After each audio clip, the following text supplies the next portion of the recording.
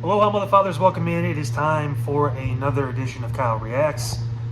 Tonight's going over the go-home show of AEW Dynamite as we gear towards AEW All In this coming Saturday.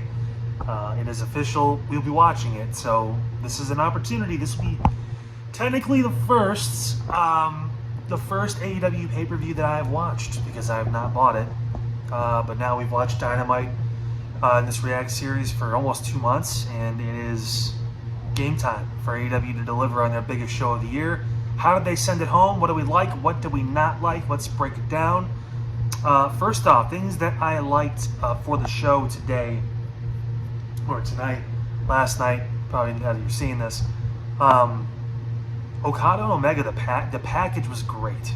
It reminded me of like the old school WWE Blood Feud packages. Loved it.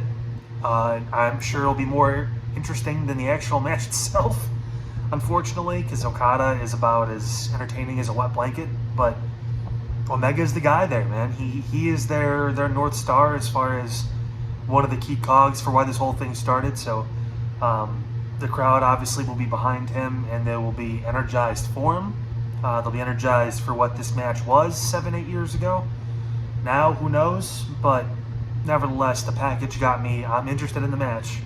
I'm not interested in Okada, but I'm interested to see what they're going to do this coming Saturday. Second thing I like from the show, man, Megan Bayne. I think the crowd has gotten behind her now a little bit, but like she is a star. Like she's built like it.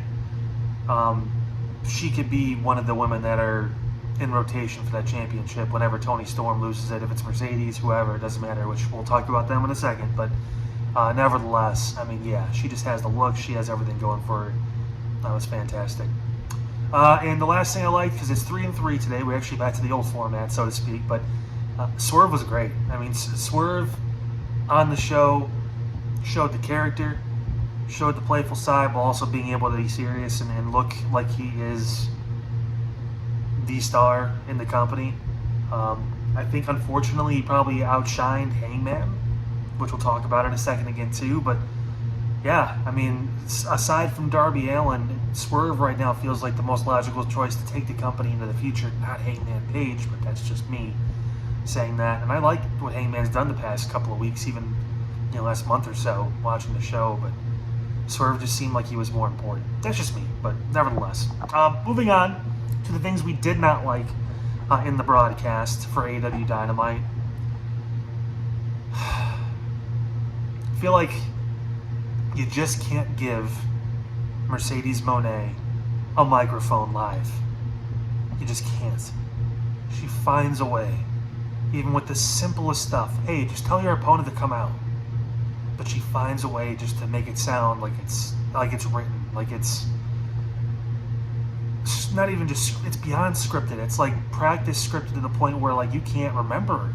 And so like it's oh my goodness. Yeah, she is not good on the mic at all. And I said before too, I have not been impressed with her work recently. Fairly recently, for a while now. The whole 6 title thing is BS. She's willing to put it all on the line, but she's not going to put the TBS title on the line, I guess, is what we've decided now. They're not going to make it title versus title, because, why not? But at this point, I mean, there's 45 titles in the ring. What's the point of adding one more? But I don't know. I am not for it. Tony's obviously great, and she held her weight, or held her own weight, pulled her own weight, whatever you want to call it, with her promo, but I didn't want to see the match more because of this. No, that's just me. I didn't really, didn't feel it, unfortunately. Oh, yeah, so the next thing I didn't like, her business have been punking people for weeks because they should, because they all look amazing. MJF had his little, they called it talky talk, which, I'm glad that we're that juvenile now, too, where we can just, the grown man in his 40s talking talky talk, whatever. Yeah, and it wasn't like a bit or whatever, it's like a grown man saying it and meaning it. But then they get beat up by Jet Speed, and here comes Christian and his son, which, can we drop this shit? It's so annoying. He's not his dad. His father is literally dead, and they're still rolling with this. Great for a pop when it first happened, when he took a shot at his dad, but claiming to be the dad, I don't. We just need Edge to get back so they can make that tag team happen, and they can both retire or whatever. I don't know, but yeah, whatever. I thought it was stupid to bury the Hurt Business like that with a bunch of guys that can't and don't look anywhere near like stars compared to them. The biggest star in that ring that was not part of or around the arena that was not in the Hurt Business was Christian, and that's because of what he's done for 25 years, not because of what he is now. So, yeah. Last thing, Hangman. Anthony may bring this up. I'm sure he probably liked the ending, so to speak. We got a bit of a stare down at the end with Hangman and Swerve. I think that's the real story in all this. It's not even really Moxley anymore. It's more about, is Swerve going to help when it comes down to the bottom line? It could be even more dramatic if they lose against the Bucks and can't challenge for a year. Then he has to help Hangman win the title. Then he can't even face him. That's funny. But nevertheless, I have a strange feeling that we are not getting a Hangman win on Saturday. It still feels like it's going to be Darby. I feel like he's always been built as the one, and they've conveniently not mentioned him on TV for a while now. You know, like he just all of a sudden just doesn't exist anymore. Like he died on Mount Everest instead of climbed it and came down. So I don't know, but I just get a weird feeling. I just get a weird feeling that I think Tony loves what he's doing with Moxley, and I think that he wants Darby to be the guy, which not totally mad at, but they better tell a good story at the end here to make sure that it makes sense, because they've built Hangman up simultaneously to also making Moxley look stronger. Also, commentary mentioned the whole Chris Statlander thing.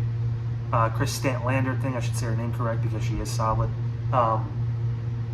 With the Death Riders, but now there's been no interaction since whatever. And it's on Collision. Sorry, I don't watch it, so whatever. But yeah, I don't know. Maybe you guys can tell me down in the comments if you think that Hangman's gonna find a way to win this, but I don't think so.